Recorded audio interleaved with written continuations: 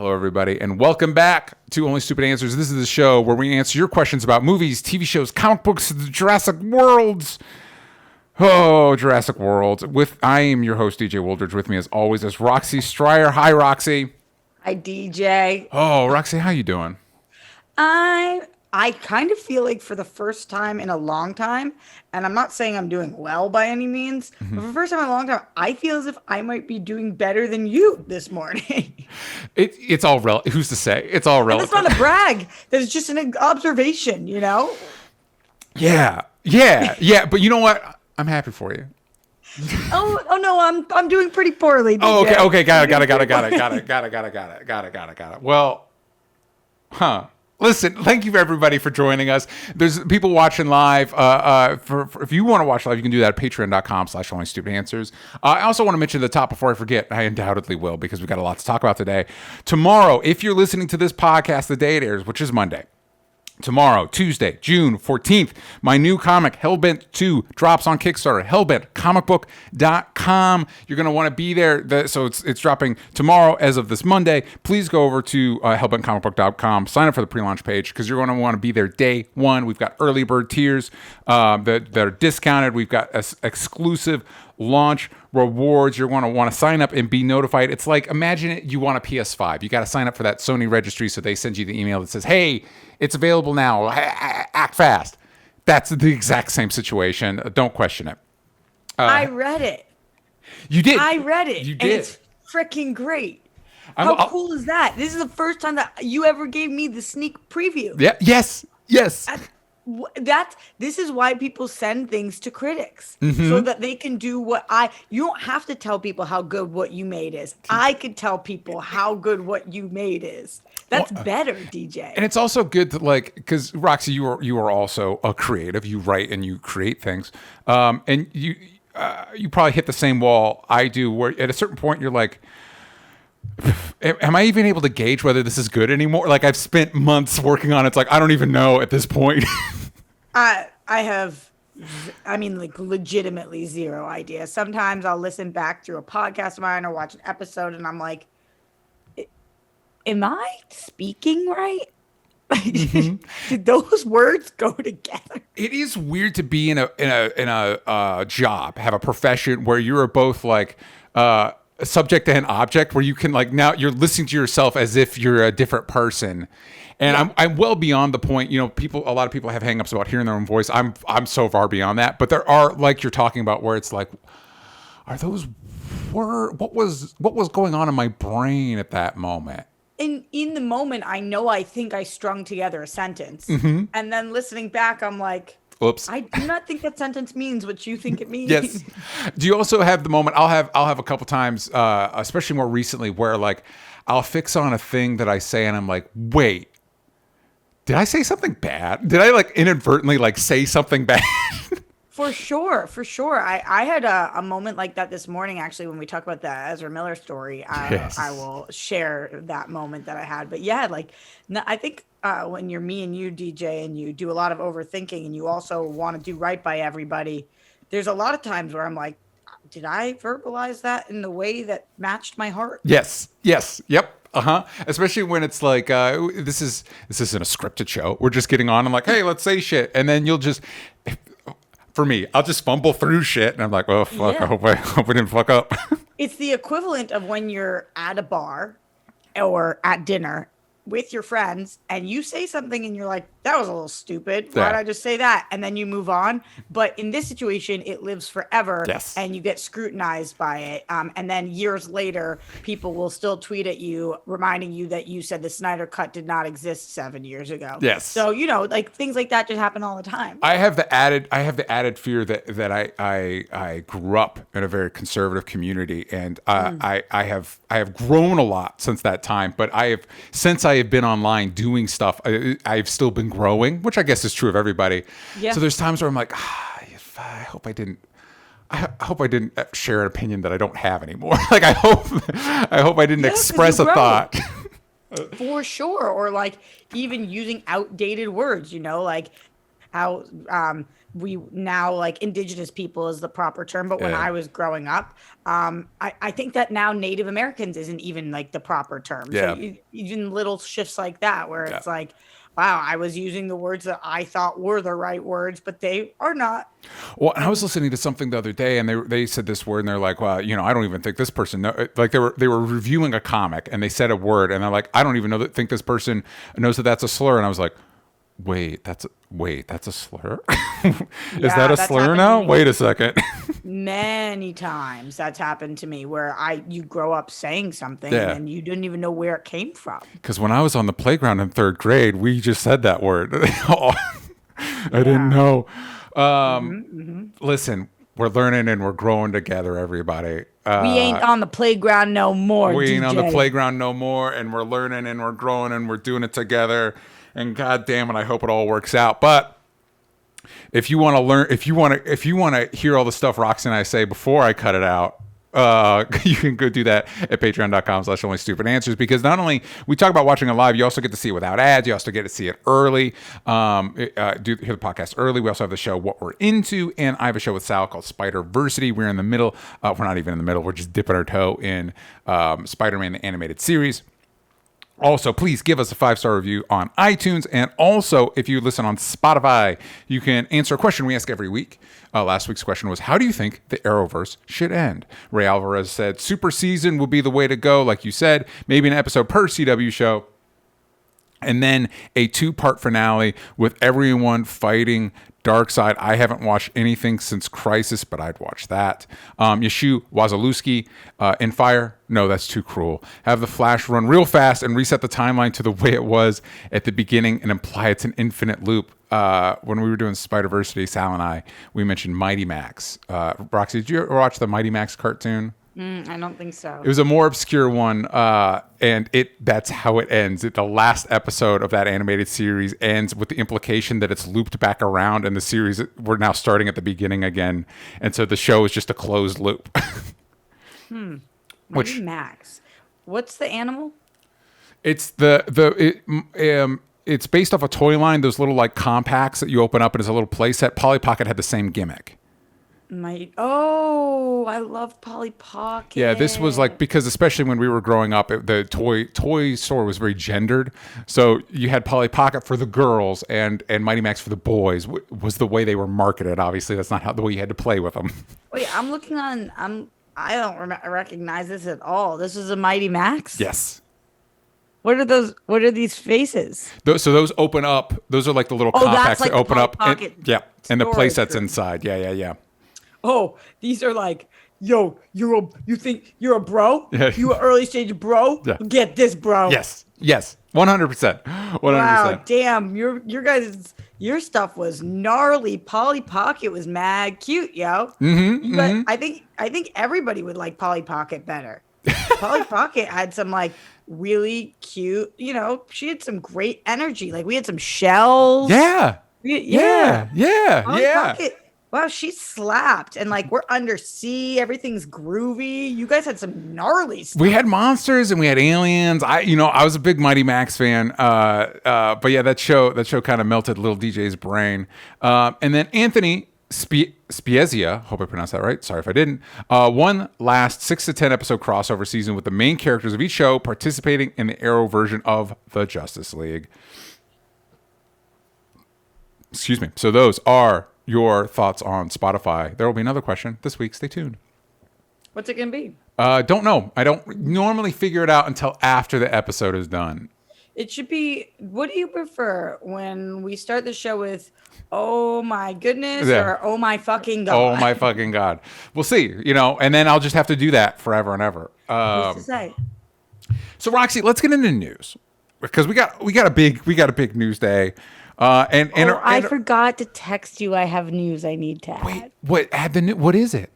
Britney Spears got married. She did, and didn't her ex-husband try to crash the thing because she can't have nice things? It's all been very hush hush so far. The first images just came out this morning.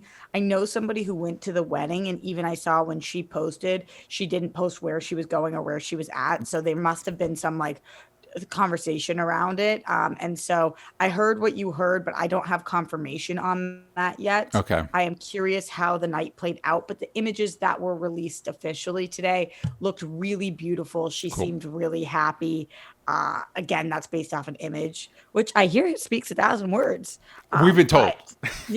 But based on my own images that I've taken on my worst days smiling, I don't know that it speaks the right words. That's true. 1,000 of them. Yes. They're not all the true words. But it did seem really nice for somebody who's wanted to get married for a while to him and was not able to. It's just a nice victory for the Free Britney movement. And I this morning when I saw the pictures, I was like, must text DJ. And then I think just kept looking at more photos. I get it. Listen, I get it. She looked beautiful and they looked so happy. There's this picture that was also released of her hugging Drew Barrymore and Selena Gomez. So it seems like it was I think all of the people that were there, especially the celebrities that were there, were so happy that she was able to have this, that it did look like everybody was stoked. Although that picture, Britney was in a black dress. So I was like, was this a pre-party thing, a post-party thing, or a different day? They're just using the photo to represent who was there things. Yeah, man, who's to say? Maybe were there costume changes? It's impossible to say. No, good for her. I hope that this all works out great.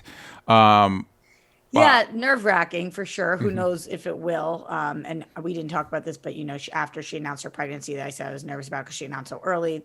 They lost the baby, and so I think that she right now is so happy to have her freedom that she forgets that sometimes freedom, she might be forgetting sometimes freedom means that you don't have to share everything with the world, because it's the first time she's allowed to share anything with the world. So I hope she finds what's right for her balance wise of like verbalizing, living, or whatever works. But yeah, it did seem like a good night. Yeah, it's one of those things where it's like, listen, if it were me, I would vanish off the face of the earth. If I were Britney Spears, I'd be like, I'm tapping out. I'm going to live an entirely private life. But whatever, end of the day, whatever makes her happy. If she wants to share this stuff, Godspeed.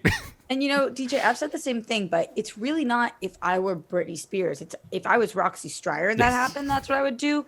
I don't know what I would do if I was Britney Spears. Yeah. Because you have not been allowed to think for over a decade. So who knows what you would do at that point? Yes. We just don't know, like I'm like me today. If that happened to me, fuck this. I'm gone. Mm-hmm. Goodbye. Peace out. Y'all don't deserve me. Yeah. Living on an island, taking my man.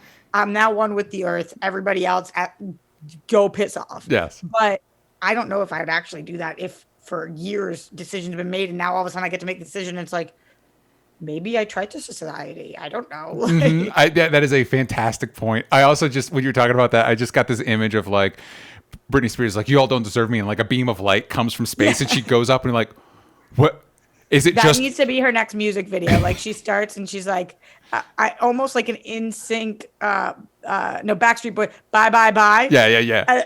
Beam me up, Scotty. Yes. Like every pop culture reference. Boom. Her somewhere done. else. And she's done. And then we were like, wait, can every celebrity do? What is it? Just her? What just happened?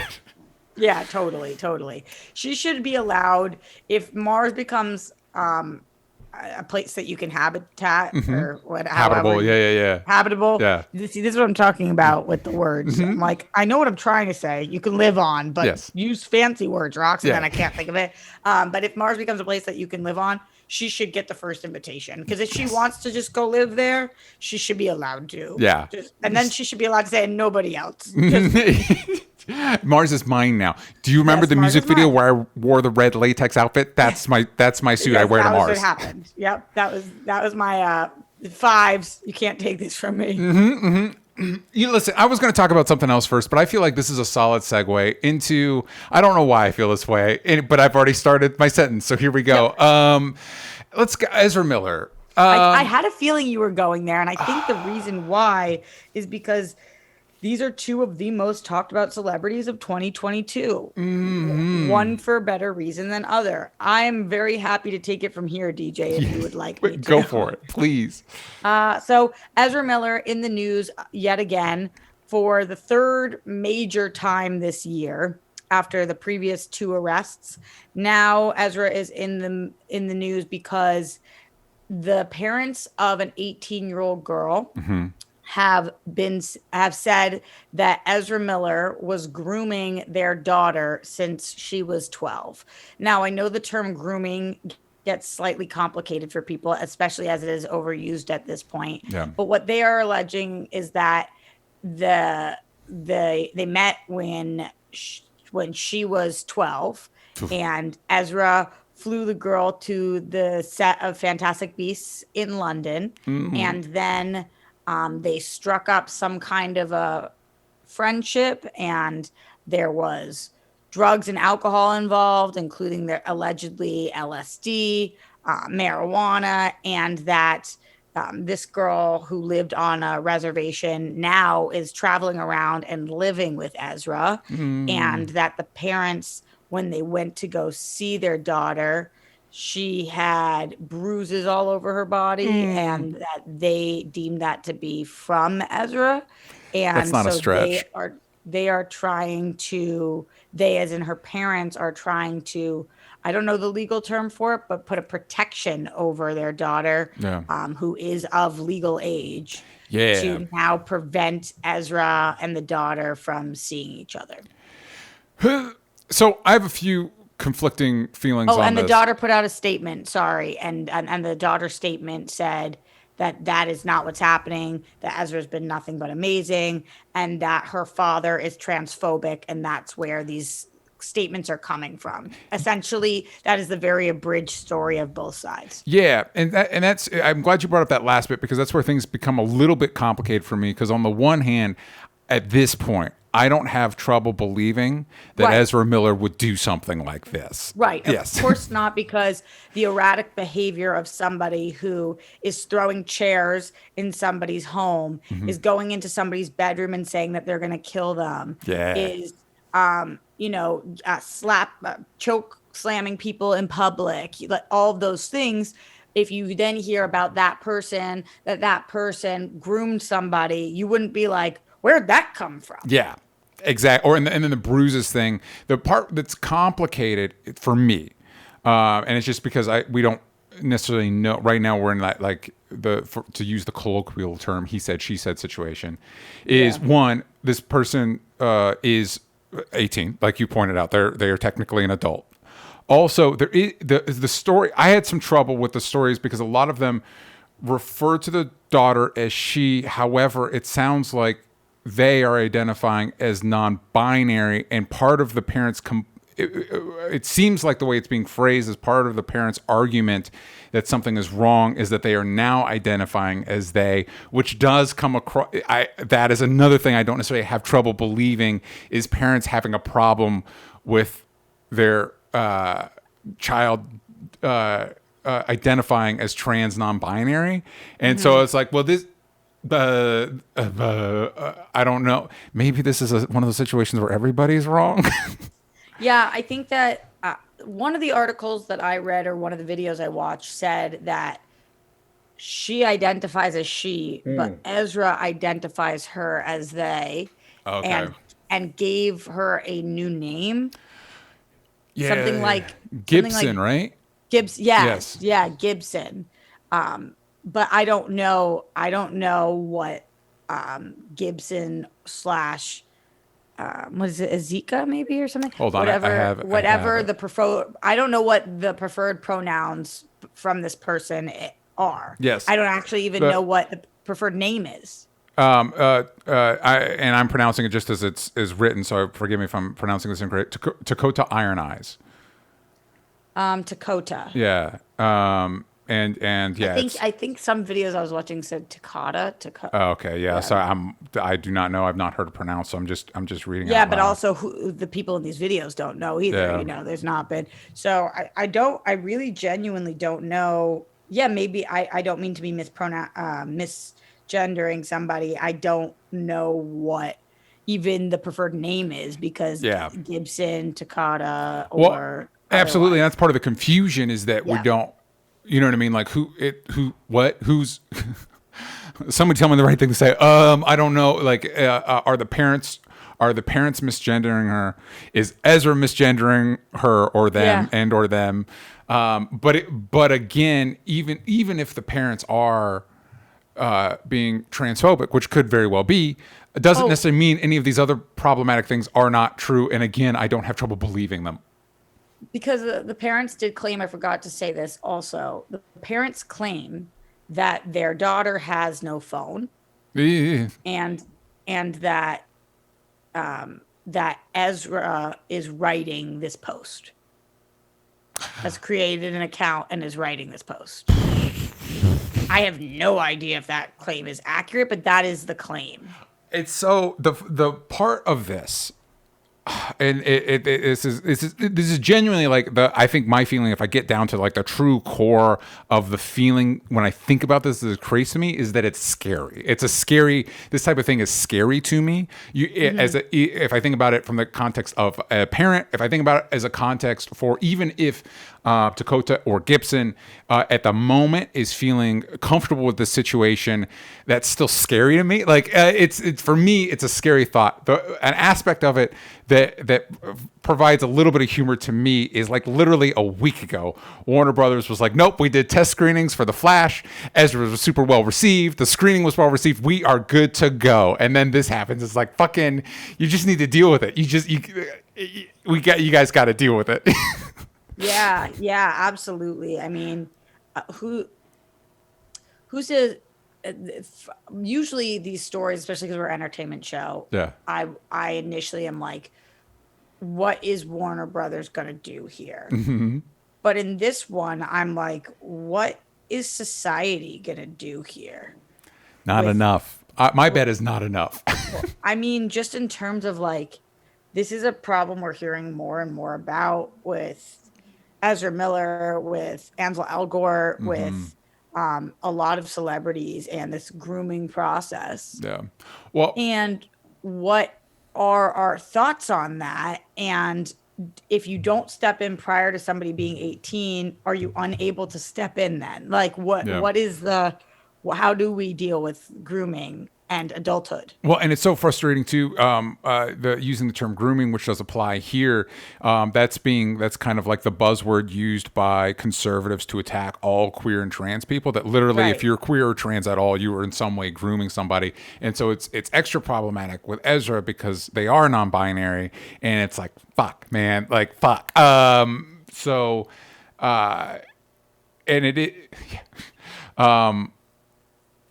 It's yes, and bring up the Ansel Elgort thing. Tokyo Vice got renewed for a second season, which created a whole slew of other mixed feelings in me. I don't know. What do we do as a society? Good question. Is grooming illegal?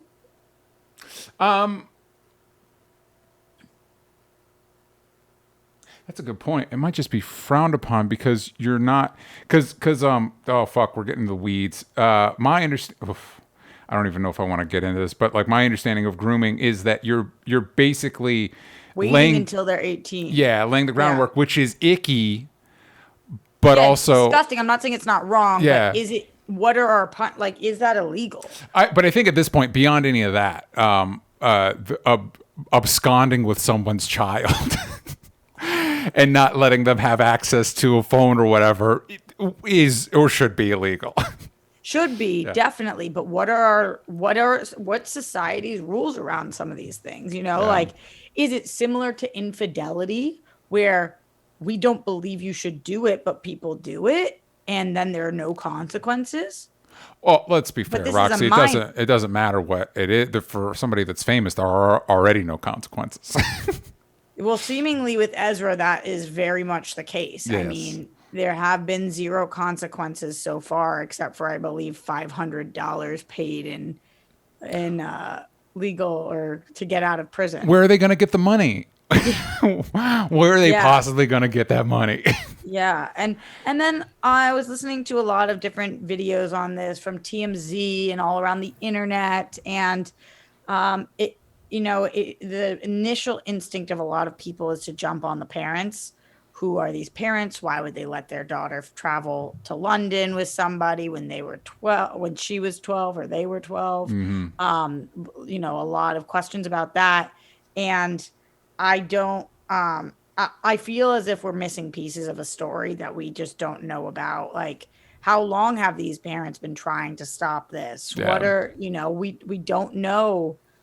I don't know at this point enough to know who is at fault. I just know that it is another story around Ezra in which it doesn't feel like there's any way that they played this perfectly. Yes. What are the chances that not one accusation by the parents is true?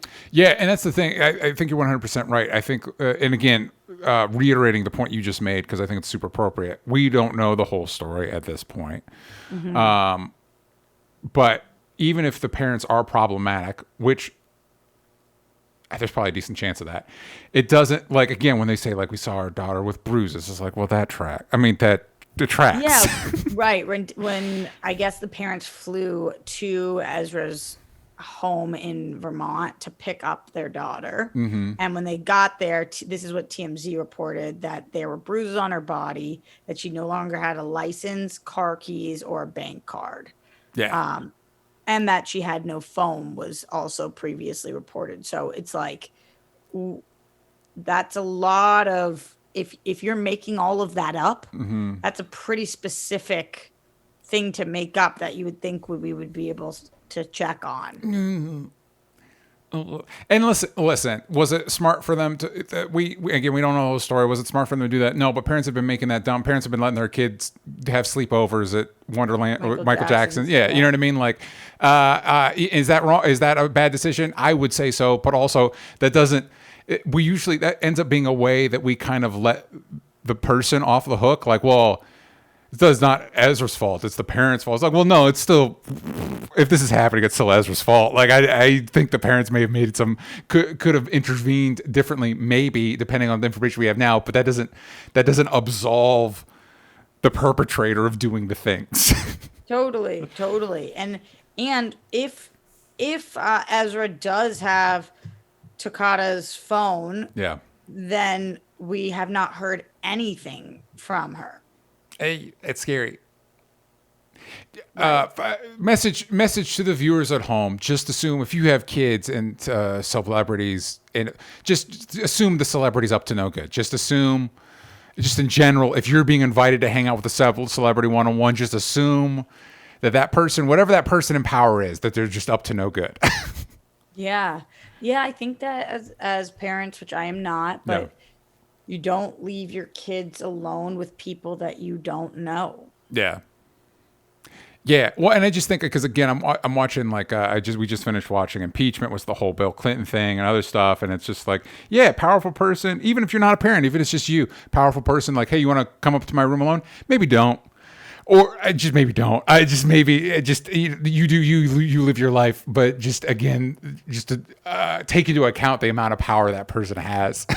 Oh, this is interesting. I guess the Takata shared a video. Okay. On Instagram. So who knows if Ezra's filming that or not, but at least those would be Takata's words. Wow, every site is saying something different. Some sites are calling Takata Gibson. Some sites are saying she, her. Some are saying they, them. Yeah. So there's nothing streamlined right now. Let's the final thoughts, Roxy. If you're in charge for WB for the day, are you replacing Ezra Miller? I'm definitely either making a statement saying we filmed the movie, we are unwilling to reshoot, we don't think it's fair to everybody else involved. This will be our last project working with Ezra Miller, as they have breached their contract on their morality clause, because I'm assuming that Ezra has breached their contract. Has something. At this point. God, I hope so. And that is the second option. If financially, for some reason, Warner Brothers deems this like impossible or whatever. Yeah. But the first option would be, that I'm Warner Brothers and I'm replacing Ezra Miller because they have been arrested twice this year. There's now this allegation of grooming, and previously they chokeslammed a girl to the floor. So, yes. But I would make it all at once. Yeah. Goodbye. We said goodbye to Johnny previously. We now must say goodbye to Amber after this movie. And we also are saying goodbye to Ezra. And our new policy moving forward is that if you are tried with XYZ and found or are accused and found guilty of XYZ, then this is what happens. Or, give yourself an outline. Yeah. What are you? Me, yeah, probably. Yeah, probably. You do present the interesting point that I personally think the situation with Amber and Ezra is different. So I'd be like, we're moving on from Ezra, but we keep Amber, and you now have to make a statement, and I get as if you're a studio head, like you're not morality police, you're making fucking movies, you know what I mean? And so now you're now put in a position where you have to make a moral stance where it's like, this wasn't the job I signed up for. I'm not, you know what I mean? Like this is what courts fail to do for us.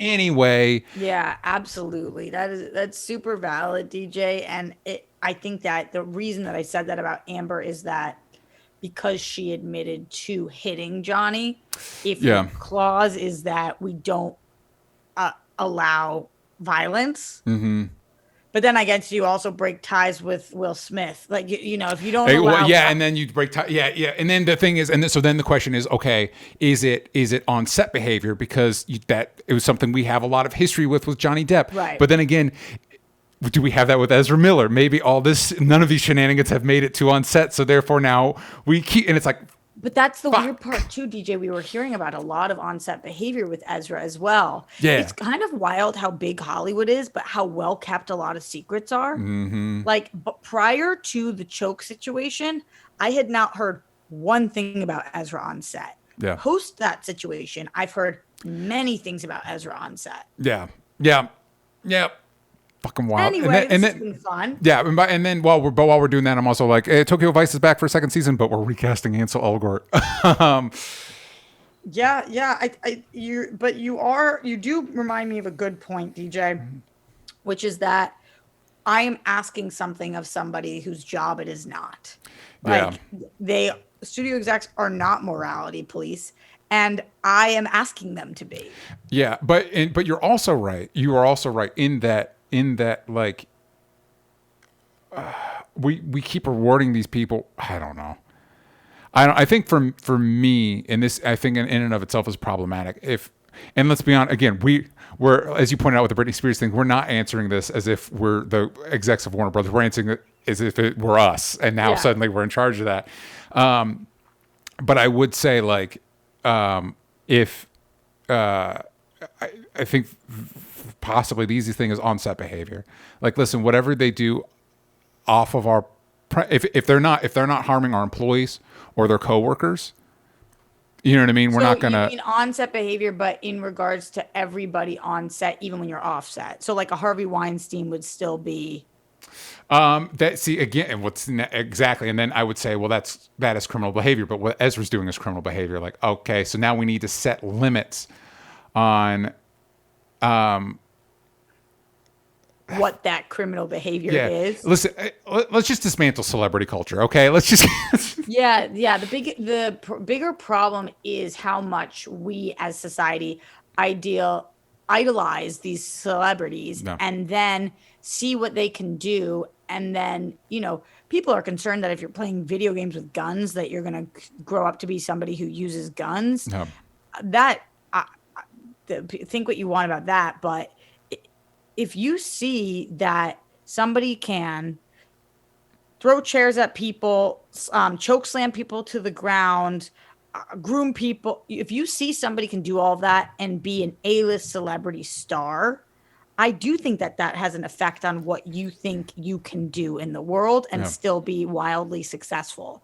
Because one of the only things that stops some people from doing bad things are consequences. You are incredibly right. I was actually just listening to a podcast today that was talking about, we're getting way off topic, but they're talking about genocide and how throughout history. And one thing that they pointed out is like, if you see a kind of like genocidal act going on historically, you may feel like, oh, it's the system, I can't do anything. But if you stand up to it in that moment, you're not going to rewire somebody's brain to suddenly think, oh, this group of people's okay. But they'll stop what they're doing because in that moment, there's a part of their brain that triggers that says, oh, there might be consequences for this. Consequences, and right? So, not right that's from our problem wrong, with policing. That's our problem with because we've decided certain groups of people are like, well, you could just get away with anything. Right. And there is a real fear. There's not a fear of right and wrong. There is a fear of consequences. How could this negatively impact my life? Yes. If I do this, could I go to prison? If I do this, could I lose my money or my status, my fame? And what situations like the Ezra situation right now are showing us is that you can do a lot and still be very successful, rich, famous, no consequences so far. And I think that is a little bit of an uh-oh place for us to be on this planet. Yeah, and I think the other difficult thing is, so based on the trickiness we had of answering the parts of this question, you would say, well, then it's up to the people. Like if nobody goes to see Flash, then that is a message that we shouldn't support Ezra. But that won't work because there will always be a contingent of people that as we've developed a culture where even there's probably people that genuinely support that, but there's also probably people that are just contrarian assholes. And people who don't know, DJ. Yeah, and so it's like... If I called my sister right now and I said, do you know what's happening with Ezra Miller? Mm-hmm. She would say, who's Ezra Miller? And so we live in a hierarchical society where there's people on top, and so it is kind of incumbent, but we don't treat it that way. We don't treat it as if you're up on top, you get to be absolved of responsibility, when in truth is you should have more it is more incumbent upon you to do something about it. So yes, studio head, your job isn't technically morality police, but guess the fuck what? You're going to have to make a call. Yeah, because at the end of the day, I guess we're asking for them to be human. Mm-hmm. But sometimes when you put on your work hat, a lot of these people are not humans; they're machines. Yes, they're money pits, and if they believe that Ezra, if they, as in the studio, believes that Ezra can make them a big chunk of money, then you have to be like, but I am so moral that I don't want that money. Mm-hmm. And that's like, I don't think that they're going to do that. Yeah, I agree. So that's why we need to replace every actor with AI, deepfake robots. Do you ever foresee big studios or big companies in general, the biggest companies in the world, having to hire a position of like a morality police person, a morality implementer, where like things need to be cleared with that person? I know that sounds fucking crazy, but do you think that that's a place that our world would ever go? There's two parts to that question. Would it? Maybe, because we now have intimacy coordinators on like HBO shows, and it's weird that like that's a new thing. You know what I mean? And we have COVID compliance officers, or compliance officers. Like there are new jobs being created based on problems in our world. Yeah. So would a morality person ever be a job? And that hiring process would be wild. It would be wild. I also think it would be kind of be an outgrowth, and this might be speaking more to the way media presents this stuff than the way it actually is. But there's that like there's like the fixers, like Ray Donovan types that are like go in, and I do think that exists, and I think whoever does that damage control for Disney and Marvel, like PR people, I guess so. But like I've got to imagine that there have been some breakthroughs, like we've got the Evangeline Lillies and the Letitia Wrights over at Marvel, but whoever they have keeping a lid on whatever's going on with those guys, Warner Brothers needs to tap into, like, because I have trouble believing, or just whoever's in charge of casting over there has done such a good, maybe the culture is that different, but like, why is it that Warner Brothers has all these problems and like Disney doesn't? And I feel like Disney does. It's just the people they pay to keep us from knowing about it are just better at their jobs. Well, wasn't there that Jeremy Renner thing for a second too? That's the thing that we always keep hearing, like what, and then it's gone, and then it's gone. The text messages, because again, I honestly, whenever the Marvel people are joking like, they have a sniper on me, I think they're telling the truth. Well, even for when you're talking about it, even for better or worse, like even things that aren't salacious like that, but the way that nobody knew that Chadwick Boseman was sick is like, how the fuck did they keep that under wraps? Yeah. And I'm not saying that that's a bad thing. Of course, it should be based on what he wishes. Yeah. But even things like that, where I'm like, I don't know that would have stayed a secret anywhere else. The way that they were able to keep that is pretty remarkable in 2022. Well, in 2020. Yeah, and so but I do think it would be beneficial, and I do think it's not out of the realm of possibility as this stuff becomes more toxic, and I'm sure there will be a performative nature to it. We're in Pride Month, and so there's a lot of companies that honestly probably don't give a fuck about queer rights, but the culture is such that it's like, okay, we need to be on board with this, and that's mixed, because on the one hand, it's better than them not being on board with it, but it is inherently performative, and I think there would be something like that where you have who knows what the term would be, but you have morality police, and there is there's a performative aspect to it, but that doesn't necessarily mean that no good comes out of it. Does that make sense? Yeah, to me, I think it's a pretty good place to start. Yeah. I know a lot of people shit on companies for being performative, especially during Pride Month or during Black History Month or any month that is for a marginalized group of people. And I hear them, and it is absolutely valid. Yeah. However, I would rather them be performative and put out where they stand, even if it's like wishy-washy for like some people in the company. I'd rather them put a statement out to the world. We stand with our LGBTQIA plus community, and millions of people see that. Yeah.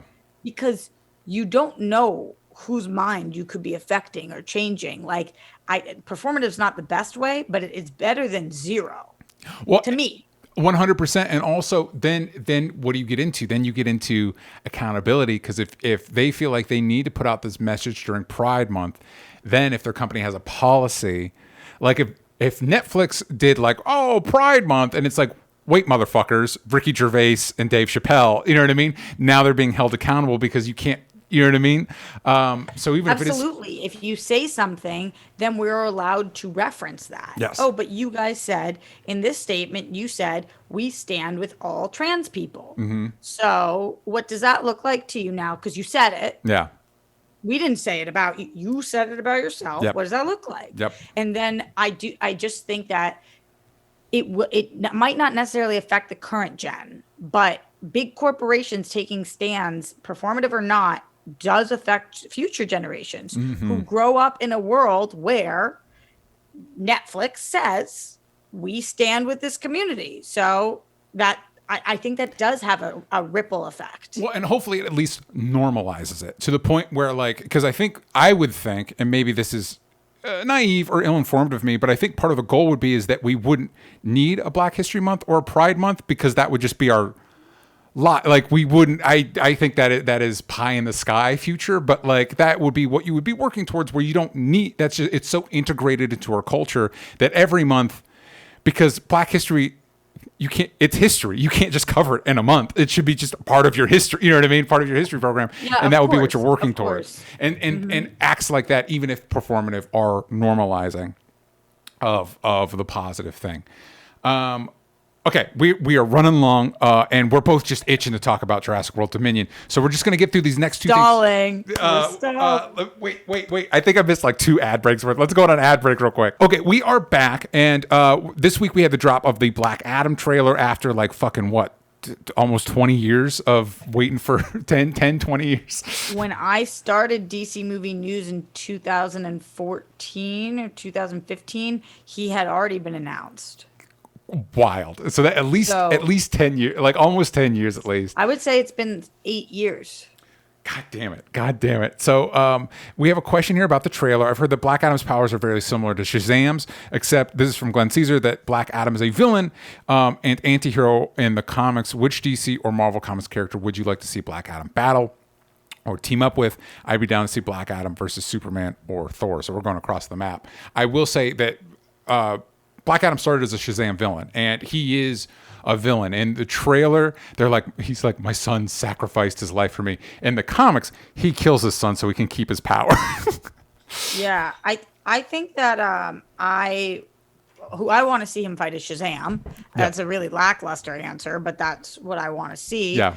And I don't mind. I know a lot of people thought that he should have been more of a villain in this trailer. I think they definitely are kind of gearing up towards that, especially with lines of like, well, but you're not supposed to kill people. And he's like, heroes don't kill people. And he's like, well, I do, or whatever. Yeah. He's clearly not a hero in this. He might be an anti-hero. Yeah. And I do think we're watching a journey of somebody who's we're going to get, hopefully, a Shazam v Black Adam movie. Yeah. I can't believe it's taken this long, but it has. And I think that we are gearing up towards that. We're going to get Shazam, we get a couple Shazam movies, we get a Black Adam movie, and then we get a Shazam v Black Adam. That's what I'm assuming is going to happen here. Yeah. I could definitely be wrong, but then it is more interesting to me to see somebody's journey towards becoming a villain, because it's not always it starts with this mustache twirling, I'm evil, screw all of you. Sometimes you turn hardened,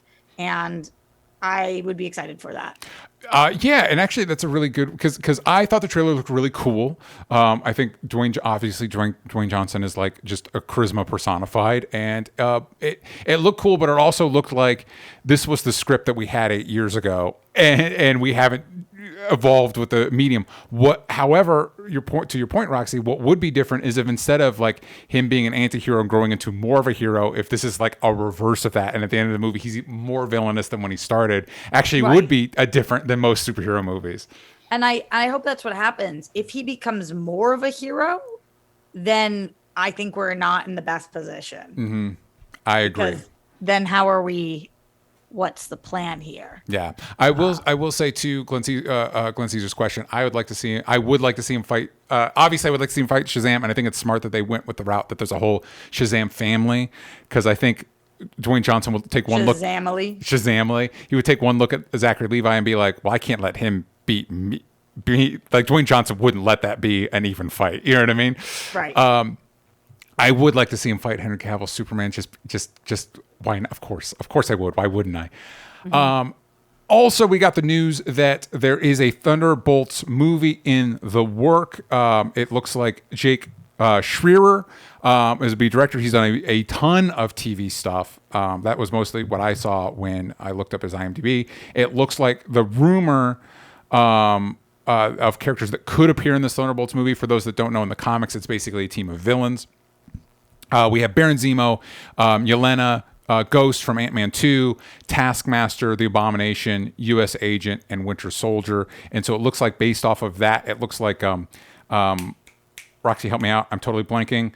From Veep and from Seinfeld. Louis Dreyfus. Yes, her character is if those are the characters that are going to be in this, it looks like the helm of it. Yeah, because that would imply to me she's been the one most seen with like Yelena and U.S. Agent, so she would be the one like coordinating this team. Roxy, what do you think about this news? The person who's supposed to be writing it is the person who wrote Black Widow. Okay. And that makes me feel like okay. I think that this could be solid, and I like a lot of these characters, and I definitely could be interested in this. I'm not sitting here like I've been fucking clamoring for this movie. I know a lot of people say that they have. I'm not sitting here telling you like this is the property I know that needed to be made. I'm just thinking about all the pieces that you just listed, and who's directing it, who's writing it, and the possible players, and I'm like, I could see that. I could see it. Yes, that's a great take. Yes, sure. And I will say, I will add to that. Yes, and I tend to like the Marvel projects, give or take a Doctor Strange in the Multiverse of Madness. I tend to like the Marvel projects that are more grounded, not, you know what I mean? Like less superpowers, more just like dude on the street. And I am kind of a sucker for like, we're a team of villains and we're going to have to do Suicide Squad shit. I'm into that shit. So I'm more amenable to this movie, and like you said, the list of people is like, well, I like all those people in those movies, so sure. yeah, definitely. Like, I did see. I feel like the internet felt stronger about this than I did. Like, fuck yeah, I knew this was gonna be the. And it's like that's cool. Yeah. I think the majority, like the average person that just likes movies, probably was like, "What is this?" Yeah. And now that they know, probably feel like, "Oh yeah, cool." Moving piece. Yeah. Great. I will say the one thing that bums me out, and this is nobody's fault, it's just the way our world works, is they could never recreate the reveal of the original Thunderbolts, because I remember when I was younger, when it was first announced, it's like, this is a new team of heroes. At that moment, like the Avengers were off the table, Fantastic Four was off the table, and so like this is the new generation of heroes replacing them. They're all new heroes, and the twist at the end of the first issue was that they were actually all old Avengers enemies that had like basically rebranded themselves. And there's just no way. There's no way that Marvel could recreate that reveal, which is kind of a bummer. But it's not their fault. It's just with casting announcements and all this, and also the difference between like if fucking one of these characters, you can't have the same actor come back and not have the audience be like, well, that's just this guy. That's just Baron Zemo in a new costume. You know what I mean? Because it's the same actor. Yeah, I hear you for sure. Okay. What we've been waiting for. Listen, the name of this episode is about Jurassic World. I promise you we get to Jurassic World. Let's talk about Jurassic World Dominion. We got a question right here off the bat. We're just going to dive in. I was going to do spoiler-free spoilers. I think the conversation you and I had about Ezra Miller was way more important, so I'm glad we did that. We do have a question here from Jake Hefner. General consensus is that Jurassic World was fine. Fallen Kingdom wasn't good, and it sounds like Dominion is just bad. Where do you think the Jurassic World films went wrong, and why do you think Jurassic Park is such a hard franchise to get a good sequel out of? Before we get into that, I feel like I jumped the gun. Roxy, spoiler-free thoughts. What are your thoughts on Jurassic World Dominion? Jurassic World Dominion, semicolon, Too Fast, Too Furious, semicolon, aliens and shit. Like the what I think about this movie is that it was not a Jurassic Park movie. It was a bunch of different big popcorn blockbuster franchises where we are going around the world. We are doing chase scenes, and we are no longer a Jurassic Park movie. And I think that boded very poorly for this film. I think that's a great point. I also think it lends to something that I was kind of frustrated. I was frustrated with a lot of this movie. Real quick, positive stuff. I think one sequence. I think the ending was fine. I do want to shout out. There's a few standouts. Jeff Goldblum. He was like Ian Malcolm for a second, and then he was just Jeff Goldblum for the rest of the movie. But I was into it. That's how that felt too. I think that Jeff Goldblum. I love Jeff Goldblum, but he definitely pulled me out of this movie because he decided like, I don't think this movie is very good. Yep. That's the bummer. Like, because they're like, we're bringing back fucking Laura Dern, we're bringing back Sam Neill, and we're bringing back Jeff Goldblum. But you definitely got the impression that all three of them were like, well, this is a paycheck. Yeah, for sure. To me, the standout is Laura Dern. I think she is just so brilliant. Yeah, she's great. That every word she says, I'm like, I don't know how you just made that sound right, but you did. Yeah. You took some tough dialogue and you made it great. And yeah, I love watching her. But I thought all three of the OG trilogy people, it was cool to see them back. You're right. That is a good part of the movie. If you are a fan of the initial movie, seeing how they interact years later, that's cool. Yeah, that's cool. And I also do like, what's her name? Maisie?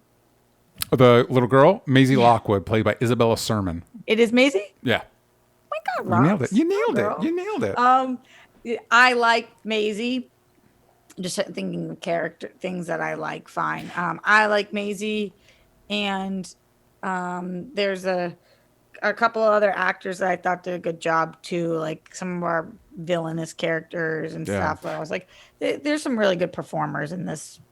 For me, it was definitely DeWanda Weiss, who played Kayla Watts, who just felt like, she was awesome. She was great. It was one of those like, fuck, why wasn't she here since the first one? This is clearly what you wanted to do with both Bryce Dallas Howard and Chris Pratt all in one character, and it like works. And it's like, well, it's a bummer that we're introducing her so late in the game because she's fantastic. And not giving her anything really to do. Like, as a character, she was great. As an actress, she's great. She's also probably the most beautiful person I've ever seen in my life. Yeah. I couldn't stop staring at her. Yeah. Her eyes were like sick, just very captivating. It's definitely like, oh, you were built to be a movie star. This was what you were meant to be. For sure. But I did think, like, what purpose is she serving in this movie? She's giving us more care. I think I used for the thumb like this crowd shot, and it's like, fuck, there's so many people in this movie. But so those are the things I liked. On Rotten Tomatoes right now, it has a 33%, but an audience score of 79% because that's the world we live in now. Are you for real? Mm-hmm. That it has 79 audience as of this recording. And literally people have just started seeing it. We're recording this on a Friday, so people are just watching it now. I will be shocked if that does not slip into the 60s or below. I mean, I can't picture, maybe not audiences being as tough on this as critics, but I cannot picture a world in which that many people who go to see this movie like it, because it's not good. Well, yeah, and I think to your point, for me at least, it announces itself as not good immediately, in that there's this opening sequence where, and you could just, and that's part of the problem with the Jurassic World franchise, is that you are comparing it to Jurassic Park, which is one of the greatest blockbusters of all time, directed by Steven Spielberg, who's one of, if not the greatest blockbuster director ever. Yeah. And the ability, like, I just rewatched his War of the Worlds, which is not my favorite Steven Spielberg movie, but I watched it this week, and it's like, just comparing it to Jurassic World Dominion, it's like night and day with the way that he builds tension and the way he builds a sequence. And so we open with this scene where these fishermen dunk I don't know how fishermen fish. They just dump this cage over into the ocean bed, and they pull it up. I thought they started the wrong movie, DJ. Well, and you think there's a moment where my brain was like, oh, cool, we're going to build to and then the dinosaur showed up immediately, like, oh, this movie's not even going to bother with any tension. We're not going to set up, we're just going to shotgun stimulus at you, like the creators, the producers, the directors, whoever are afraid that you're going to have to, if they pause 1 second to build one iota of tension, you're going to go to your phone. Like, we just have to keep launching stimulus at you, in hopes that that's enough that you'll get through this movie. Roxy, the previous movie ended on what would be a natural disaster. Dinosaurs are released into the world. One raptor would decimate the plains of Africa. Lions would start going extinct because they can't compete with this new. That is a natural crisis. And the movie was like, no, not good enough. We need to invent a completely different natural disaster that we then need to solve in this movie. It's like, fucking why? Why are these bugs? Sorry, spoilers. Why are these bugs running around? Who gives a shit? I don't care. Yeah, it is wild that you have created the villain over 5 movies, dinosaurs. Yes.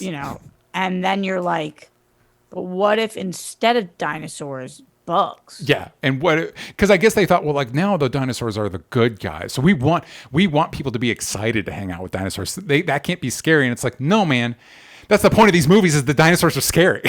The reason that also, to me, I'm shocked about the audience score on this one is because this movie isn't fun. Mm-hmm. I understand when audience scores are high. Like, for example, the most recent Fast and the Furious movie. Yeah. Am I going to sit here and tell you that I thought the critics would love that movie? No. But am I going to tell you I thought the audience would? Yes, because we've been stuck in a pandemic for a freaking minute. It was super fun and exciting. Yeah. Things are happening that are outrageous, and every minute you're watching, you're like, that's dope. Yeah. That's dope. Jurassic World Dominion was so slow. Yeah. It was long. This is a 2.5-hour movie that's not fun. This is a movie where even once the humans are safe, and again, it's not a spoiler because it could happen at any point in the movie, we still are staying on dinosaur fights. Like, there's no stakes at all. You're never concerned somebody's not going to make it. There's no moment in which I was watching it where I was like, that right there is fucking dope. I feel great. Like, I'm connected. I'm in this. There's just none of that. So instead, it's just a really long movie that doesn't even look as good as Jurassic Park. Yes, agreed. And it's a bummer too because they actually did do some practical dinosaur effects, like they built the heads and everything. It's like, yeah, and it's just that it doesn't work, and it also assumes that my nostalgia, that people watching this, their nostalgia for the original Jurassic World is the same as their nostalgia for the original Jurassic Park, which feels like a gross misstep. Like they keep referencing back. Remember in Jurassic World? Yeah, man. I wish I could forget. I hate Chris Pratt's magical hand power that he just throws up his hand and every dinosaur is like, whoa, everybody, you put the hand up. Yeah, I agree with that. And then I do think at the core of this movie, I'm not a Chris Pratt hater like so many fucking people are at this point. Yeah. I'm not saying that I'm like obsessed with him or anything, but I don't have the same qualms with him because I think people are making a lot of assumptions about him that I just have not jumped to yet because I don't know. And so I loved him in Parks and Rec. Yep. I love him as Star-Lord. I think that he is a talented actor. Yeah. Bryce Dallas Howard, I think, is ridiculously talented as well, both on and off screen. I think she's got it going on. The fact that we are taking who I believe are two good actors, really good actors, and putting them on screen together, and it is like watching two people who have never even been in the same room before, let alone are sleeping together. Like there is less than zero chemistry between them. Agreed. And a lot of people say that that's the writing's fault or the director's fault. I don't know. I don't deem that to be the only fault. I think you have to pin some of that on the performances here, on all of it, on the writing, on the directing, on the performances. When they're together and they're hugging, it seems uncomfortable. Yes. Like at no part am I like, kiss her, kiss him. And you're a lover of love and a shipper of ships, so that's saying something. I'm a shipper of ships.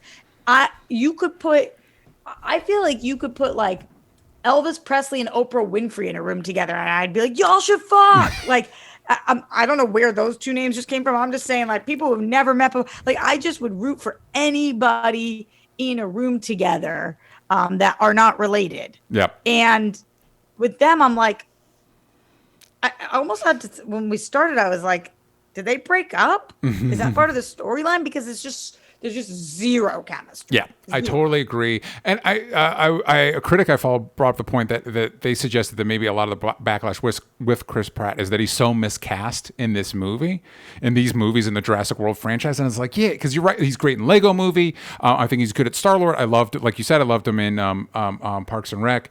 And it's just like, yeah, there's one, the most agree, and I don't want to do it because who cares? This is a bad movie, but I don't want to spoil it. But there's one moment that's supposed to be so incredibly badass for that character, and it's such a fucking joke. It's like, just he like literally rips a dinosaur's throat out, and it's like, this is so fucking stupid. This is so dumb. And that's what you thought happened, and that's not what I think happened there. Do we want to get into it for spoiler? I thought it was a string. Yeah, I. But did you think the scene was cool? Well, depending on what you thought was okay. No. I was gonna say it's like, well, especially since we're supposed to be. He's trained a raptor, and then he chokeholds this other dinosaur. It's like, how are we supposed to be threatened by these things if this guy can literally take them out with his bare fucking hands? Yeah, and why? And it's not just anybody. It's not Dwayne Johnson taking it out with his bare hands. It's Chris fucking Pratt. Yeah. No offense.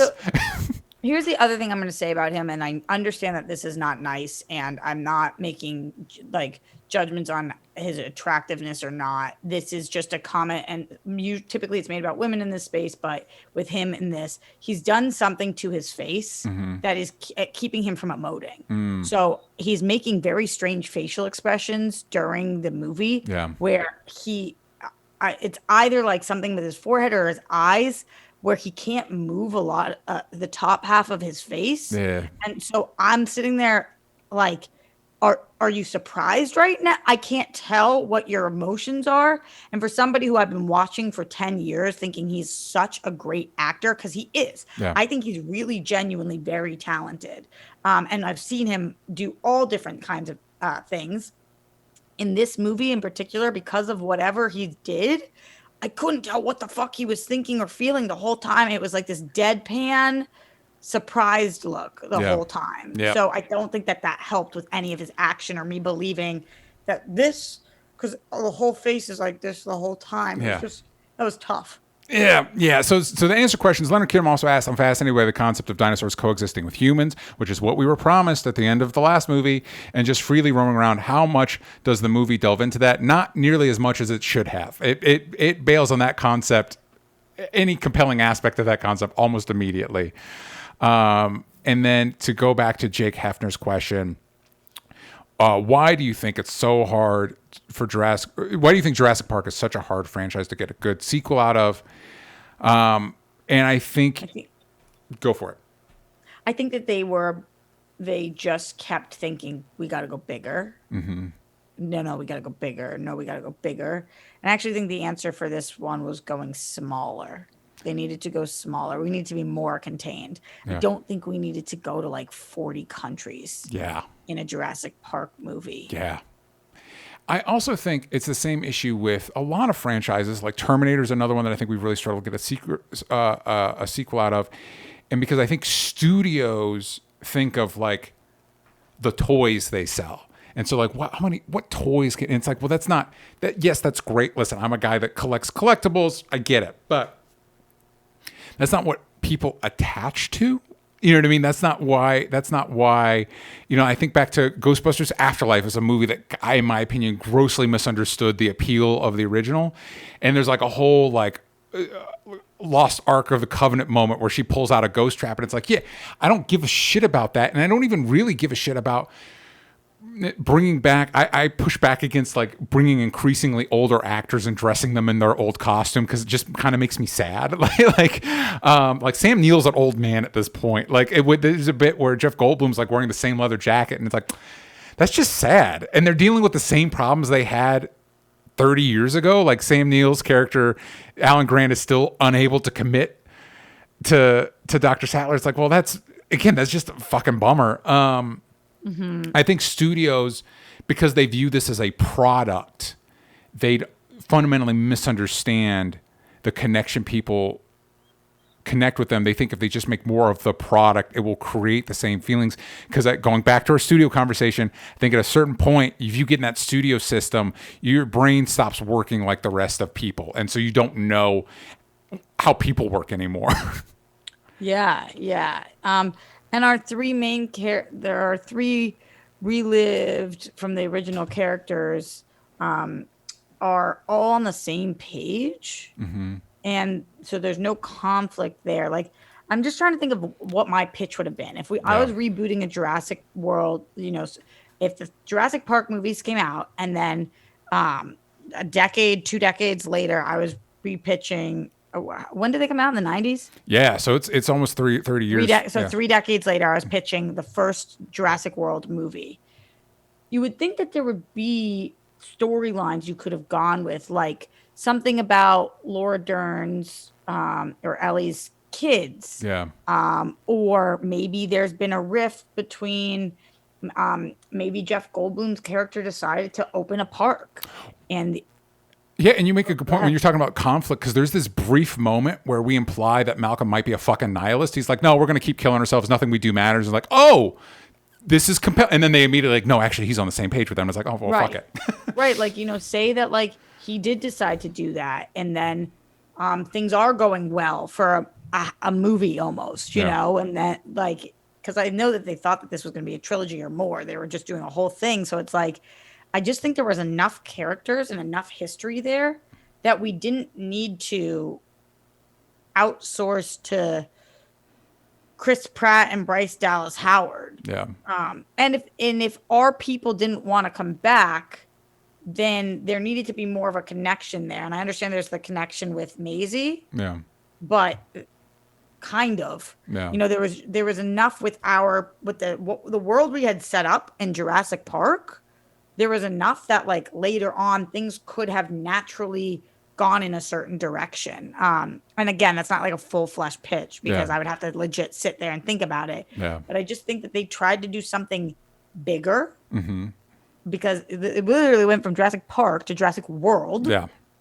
Park World. And it's like, maybe Jurassic Parks. You know, maybe instead of just Disney, we have Disney and Epcot and MGM. Like, you know, maybe we're trying to do like parks. Or also like maybe commit to whatever, because like, so Jurassic World 2 was, what if we got to get the dinosaurs off and the island's exploding, but they don't like commit to that premise. They like do it for a little bit and then they bail. By the way, I actually think Fallen Kingdom is the best of the trilogy because Jay Bayona is a better director than Colin Trevorrow, in my opinion. But I know it appears I'm alone in that opinion.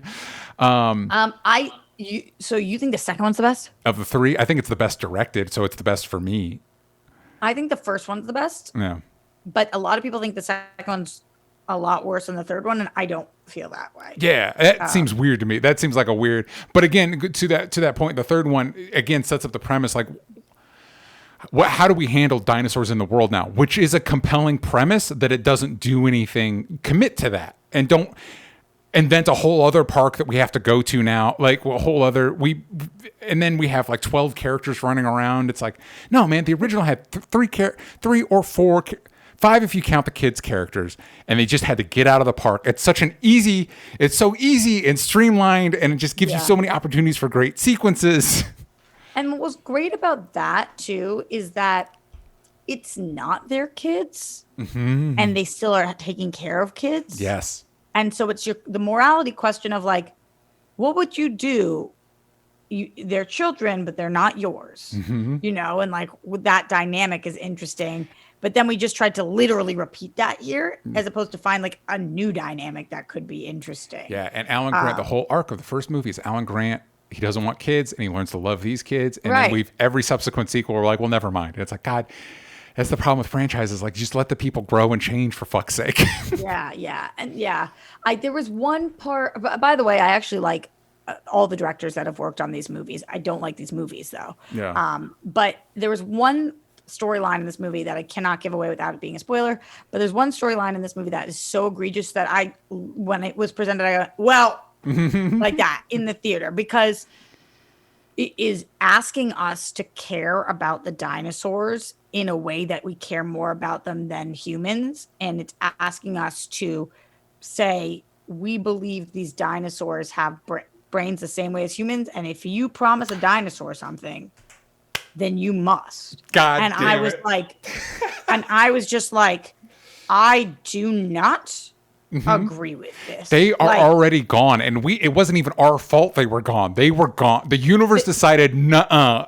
The premise of that, like, you promised. Yeah, listen, you promised, God damn it. Fuck's sake. I was like, are we fucking serious right now? We're going to put everyone's life at risk, all the people now? What the fuck? And give me flashbacks to Man of Steel when Pa Kent's like, I need to save the dog. I can't. DJ, I cannot. You cannot get me started with that. You know how I feel about that. Okay, we need to wrap up. We're running along. Roxy, tell people what you're up to. Tell them about the World Girls. Tell them about Bitch Out of Water.